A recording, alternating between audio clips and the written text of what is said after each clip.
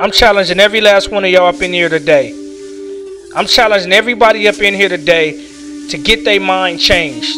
I'm challenging everybody up in here today to get their mind changed, to get their mind renewed, to get their mind back on winning, to get their mind back confident, and to take your place back where you belong.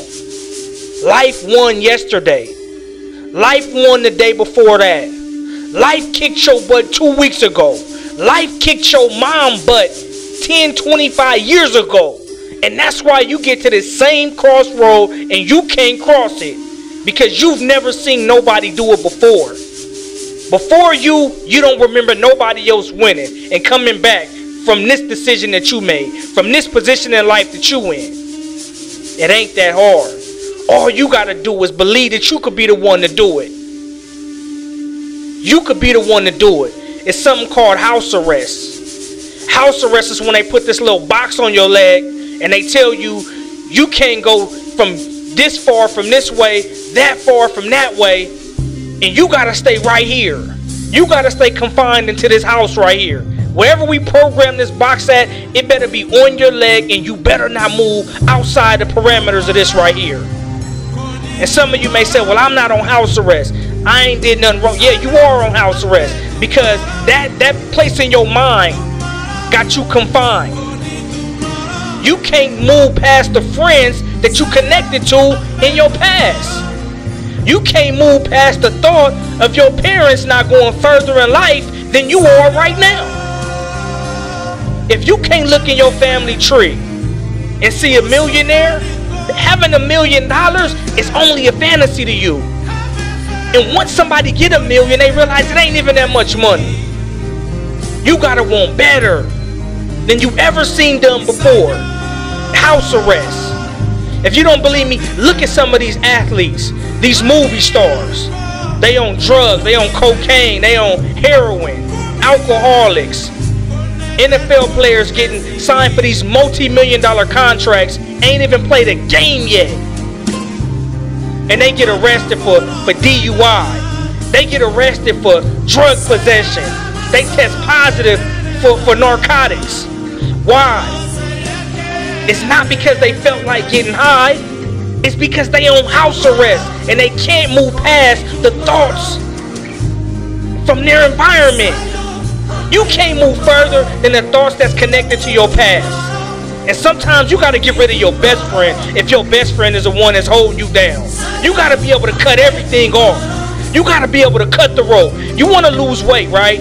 I keep hearing people say, I want to lose weight. They'll make a mistake on Monday, and then it's like, I ate a hamburger today, so then I'm going to start next Monday. So every time you make a mistake, you push your goal setting back a whole week. Man, forget you on house arrest. Forget that. You on house arrest. You got to get off house arrest. Every time you roll past somewhere that got your favorite food that you know you ain't supposed to be eating, it's just like that little house arrest box. It start buzzing. Zzz, zzz. It's trying to entice you to come back. Just like when you go too far out of your zone with that house arrest box, it buzzes until you better get back for the authorities come. And some of us ain't gonna move past. We ain't gonna move past the environment from which we come. You gotta be strong enough not to be submitted to the house arrest, but to be able to cut that rope. You gotta look at your friend and say, look, man, I gotta do this. You gotta look at your boys and say, man, I gotta study. I gotta study. You gotta get off house arrest. You gotta know that you can win. Yeah, it's tough. It's tough. Nobody before you has done it. Yeah, it's tough. But look at Muhammad Ali when he fought George Foreman. He knew for a fact that if it was strength versus strength, he was going to lose that battle. He was going to lose that fight. But he knew that he was the fastest. He was the prettiest. And he had a reputation to hold. He knew that he couldn't lose this fight. The Rumble in the Jungle back in the 70s. He knew that he couldn't lose. So what he said he went back to the lab and he started practicing on how to take a punch. Because he knew that if he can get Foreman tired, he'll overcome and win. He knew that he'll win if he could overcome these punches. Because George Foreman was brutal. So what did he go back and do? He went back and tried himself. He learned how to take a punch. And eventually he got into the fight and George Foreman is beating him up. Got him leaning all up against the rope, destroying him.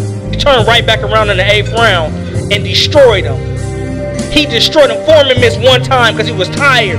Threw a haymaker and missed. And then Ali destroyed him. So I'm telling somebody today, life is throwing its best punch at you. Your family member probably passed away. You probably lost a job. Something got stolen from you. Your best friend betrayed you. Your boyfriend keep leaving and coming back. You on house arrest. Cut them loose. You on house arrest. Cut it off. Cut it off. You want to go to college and you in high school right now and you struggling, man, cut them friends off. Cut them people off that's destroying your ability to move forward.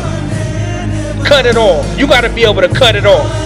You got to be able to get off house arrest. You got to be able to know that you have to go to the next level. You got to be able to know that you can achieve at the next level. And the only way you're going to prove to yourself that you could achieve at the next level is that if you can achieve right here. Right here, right now, make up in your mind that you're going to cut off the road. Get off house arrest.